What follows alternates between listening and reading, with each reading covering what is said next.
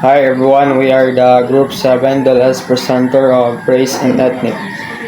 My name is Risty Vilandal and together with my group mates Gerson Orbeta, Cristel Ann Batalan, and Winilyn Diaz. Our report is divided into three parts, which is ethnic groups in the Philippines, ethnic groups relation to the Philippines, cultural community, and Christian Filipino. So we're going to discuss first about the ethnic group in the Philippines. So ethnic group in the Philippines. The Philippines is diverse country with rich cultural and ethnic tapestry. The majority of the population is comprised of various ethnic groups, each with its own distinct language, customs, and traditions. While there are numerous ethnic groups in the Philippines, some of the major ones included. Every Filipino people are belong in every ethnic group. So we gathered the most common and big population of ethnic group here in Philippines. So the Tagalog, Cebuano, Ilocano, Bisayan, Igorot, Muslim Filipinos or Moros, Mangyan, Bicolano, Kapampangan, and lastly the Eta. So, I'm going to discuss first about the Tagalog. The Tagalog people are the largest ethnic group in the Philippines and are primarily concentrated in the central part of Luzon, including Metro Manila, the capital of the country. Tagalog is also the basic for the national language Filipino.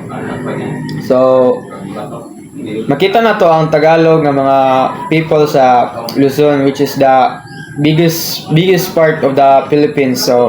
And the Tagalog language is foundation of the Filipino national language, which is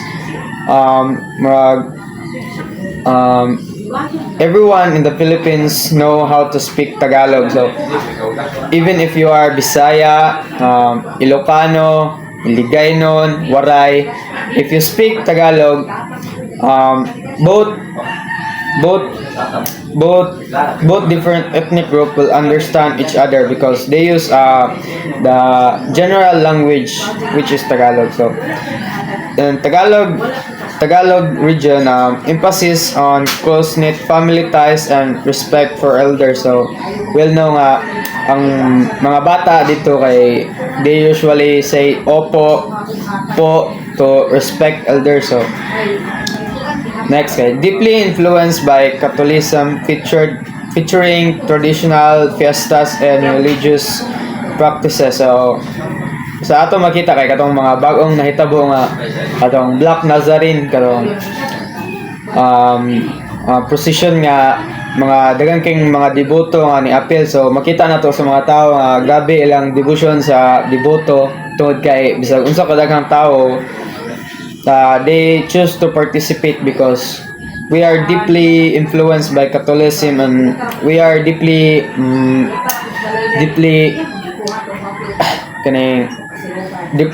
traditional and religious. Next is Cebuano. The Cebuano people are mainly found in the Visayan region, particularly in Cebu, Bohol, and other islands in the central part of the Philippines. Cebuano is widely spoken in these areas. So, historically significant for trade, they practice Christianity with major focus in Cebu. So, we'll know nga, dito gikan si Magellan, so to search for spice, pero lagi naka-search lang spice, but dito kasugod ang Christianity sa Pilipinas as they bring as they teach Christianity for the people to the people from the Cebu. So that's why dito gikan ang Christianity. So in terms and accent pod, Cebu mostly say without L words or short Bisaya the short word. So example kay wa ara good, like diri dito. So they usually shorten those words. they remove L. While in Bohol, Y word, as they also change Y into J as the culture change. So which means that example kay maadyong adlaw niyong tanan or asa aga pudyo. So it is also influenced by the Spaniards during those days manang gidala gyapon nila ang mga J words. So next kay Ilocano. So the Ilocano people are from the Ilocos region in the northern part of Luzon. Ilocano is spoken by the people in the region and has a significant number of speakers in other parts of country. So, which means kay dito ay strong agricultural heritage with a focus on rice and tobacco farming. Diverse cuisine including bagnet, pinakbet. So, mga ato makita sa mga TV nga dito mga lagmi nga gipritong karne nga example bagnet kanang giprito din pinakbet atong utan nga itong different types of vegetables din dito sa ang mga tao nga skilled in weaving, enable fabric and traditional music and dance. So here are some example of their different ilang language they speak. So pakawanen met ete basol me akasmet pamakawan me te basol dagete basol kadak me. So ilang language kay more likely sagol-sagol parang gikan sa Bisaya, Tagalog, Ilonggo, murag bisagol ilaha murag mas lisod sabton. So pasabot ato kay prayers man to siya. So pasabot ato kay and forgive us our trespasses as we forgive those who trespass against us. So next is the Bisaya. The term Bisaya is often used to refer to a Visayan people collectively but there are several distinct Visayan ethnologistic groups including the Hiligaynon, Waray, and others. They are primarily found in the Visayan and Mindanao region. So commonly ang Bisaya masabta na to nga ilang accent kay morely pinaggahi like example English words but modified nga murag gahi. So example katong bijuy so imbis video naimo siyang bijuy ko. So other word kay Facebook so imbis Facebook gimo lag Facebook. Then there are more and nasa like common word nga ginasulti nga more expressive word nila. So sorry for the term but kuan kaning yawa so express nila something. If you are surprised, so ngayon kag yawa ra. So then if you are shocked, if you are angry, kag yawa man ka so if you are happy, ma-express po kag yawa so you are sad, moingon po kag yawa man din bitaw. But Bisaya known only as warm hospitality and strong community bond. So well no nga ang Bisaya kay hinagad kayo sa mga bisag kinsa warm welcoming. Next will be the Igorot. The Igorot people are indigenous to the mountainous areas of Luzon, particularly in the Cordillera Administrative Region.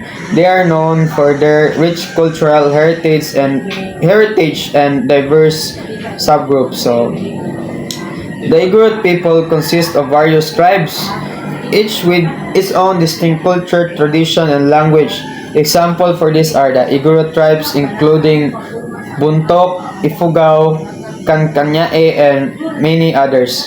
So, first kay ang Buntok. The Buntok people primarily inhabit the mountain province in the northern part of Luzon, known for their complex agricultural terrace, and Buntok culture revolves around rice cultivation. So more likely focuses sila sa mga agricultural terrace and more rice na. Next is Ifugao. So very common tribe, mainly found in the Ifugao province in the Cordillera Administrative Region. Ifugao are known for their intricate rice terraces, a UNESCO World Heritage Site. Their culture involves rituals, epic poetry, and a strong connection to the land. So, ito bitang famous nga rice terraces dito sila may gagama ang mga Ifugao tribe daw na known na sa UNESCO niya. Ito pong mga tawag ito itong mga anito. So muna na sila yung mga rituals ng epic poetries yung more likely kanang connected sila sa land so they pray to good harvesting, good product nga maayo ilang bugas or good nga muulan ang panahon o lastly kaya ang Kanae primarily in the Cordillera region including Benguet and parts of the mountain province.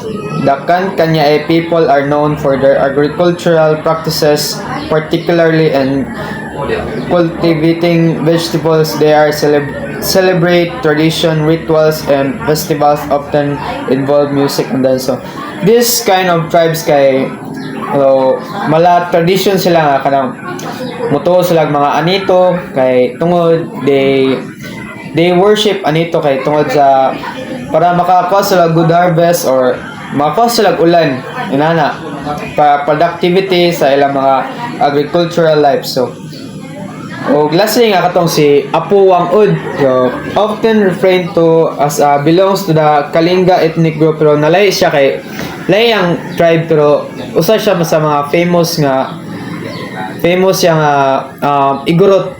Igorot kuan na dili nationally but internationally daghang kailan niya. So lastly, the Muslim. The Philippines is a home of significant Muslim population known as Moros. They are mainly concentrated in the Mindanao region and some parts of the Visayas. The major Muslim ethnic groups including Maranao, Maguindanao, Tausug, and others. So, Muslim kay there are three major tribes, tribes kaya po. The Maranao, located in Lanao province in Mindanao, known for Lanao art, wood carving, and the Darangen epic.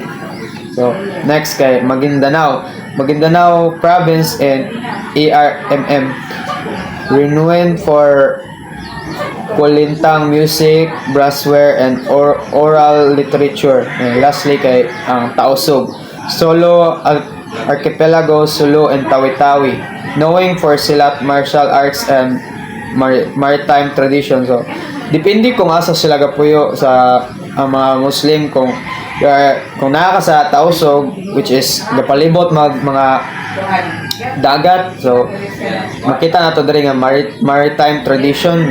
Ang ila kay martial arts. So more ang Muslim tribes kay ilado sila sa mga artistic kay tungod ang mga colorful para ng mga malong may more likely artistic sila. Hi, good morning, Mom. Good morning, everyone. My name is Renelyn Dehos, and my report is the continuation of the different ethnic groups in the Philippines. Next is the Mangyan. The term Mangyan is an umbrella term that refers to several indigenous communities in the island of Mindoro and in the Philippines. There are 8 recognized groups, which includes the Iraya, Alangan, Tadyawan, Tabuid, Bangon, Buhid, Hanunuo, and Ratagnon. These groups are often referred to as Mangyan. They speak different languages, and only one of the ethnic groups, which is the Hanunuo, refers to itself as Mangyan. Hanunuo is an exoname for both the ethnic group and the language, and is often tagged onto Mangyan to form Hanunuo Mangyan. Hanunuo means truly, real, or genuine. Hanunuo Mangyan tend to drop the descriptor Hanunuo within their communities and refer to themselves and their language as Mangyan. Of the 8 groups of Mangyan listed above, only the Hanunuo and the Buhid from the southern part of Mindoro Island have attested writing system. Both writing system called the Surat Hanunuo Mangyan and the Surat Buhid Mangyan, respectively, are thought to be of Indic origin and perhaps introduced into Mangyan culture from what is now Indonesia around the 12th and 13th centuries. Their culture is mainly subsistence agriculturalist, planting a variety of sweet potato, upland or dry cultivation rice, and taro. They also trap small animals and wild pig. Many who live in close contact with lowland Filipinos sell cash crops such as bananas and ginger. The next one is the Bicolano. The Bicolano people or Bicol, mga Bicolnon, are the 4th largest Filipino ethno-linguistic group. Their native region is commonly referred to as Bicolandia, which comprises the entirety of the Bicol Peninsula and the neighboring minor islands, all in the southeast portion of Luzon. Males from the region are often referred to as Bicolano, while Bicolana may be used to refer to females. So, as of 2020 census, there are 7,079,814 or 6.5% of their population. So, Bicolano people speak about a dozen closely related dialects of Bicol, largely differentiated according to cities and closely related to other Central Philippine languages, all of which belong to the Austronesian, specifically the Malayo or Polynesian superfamily of languages. The term or the word Austronesian languages are a language family widely spoken throughout the maritime Southeast Asia, parts of mainland Southeast Asia, Madagascar, the islands of the Pacific Ocean, and Taiwan. They are spoken about 386 million people. This makes it the 5th largest language family by number of speakers. Actually, there are more than 170 known languages in the Philippines related sa Austronesian language. This include the Bicol, Cebuano, Hiligaynon or the Ilonggo, Ilocano, Kapampangan, Pangasinan, Tagalog, and the Waray.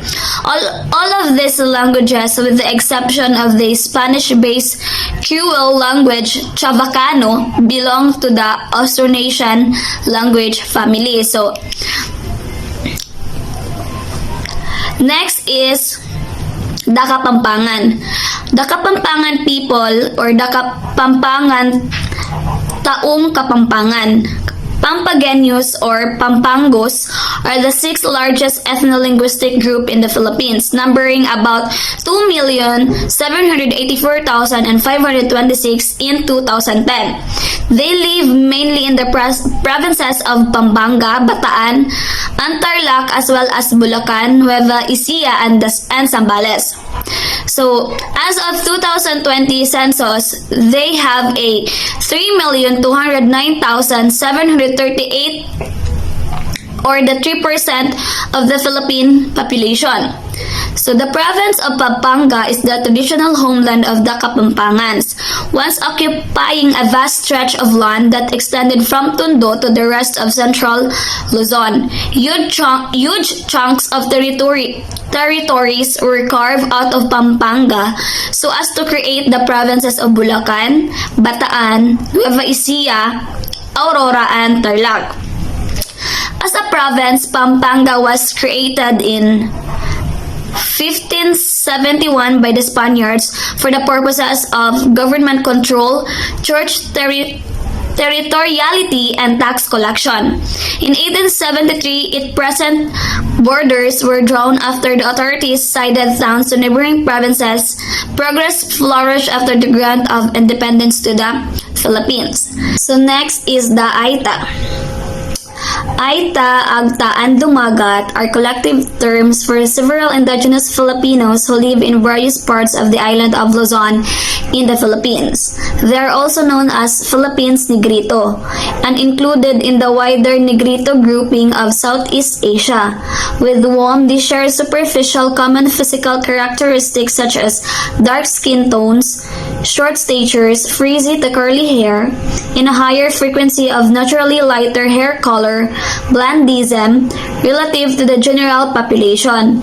They are thought to be among the earliest inhabitants of the Philippines preceding the Austronesian migration.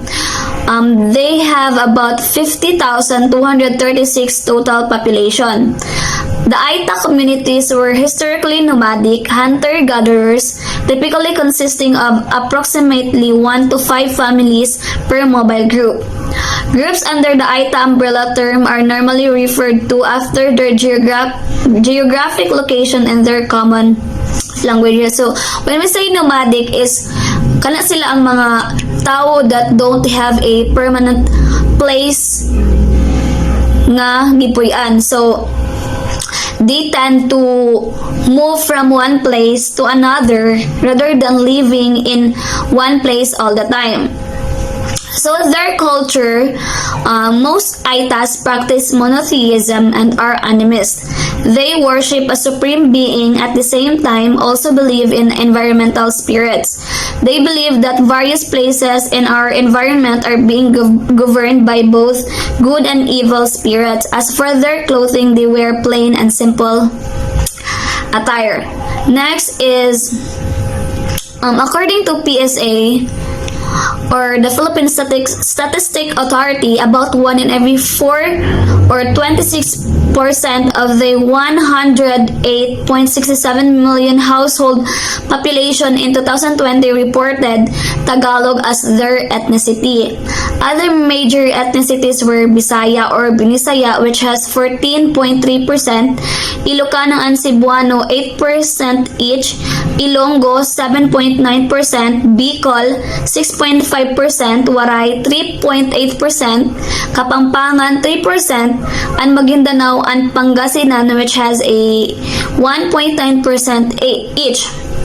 So so makita mo na there is a graph nga Tagalog has the highest percentage in terms of ethnicity, of their ethnicity, and ang pinakagamay is the Maguindanao and the Pangasinan.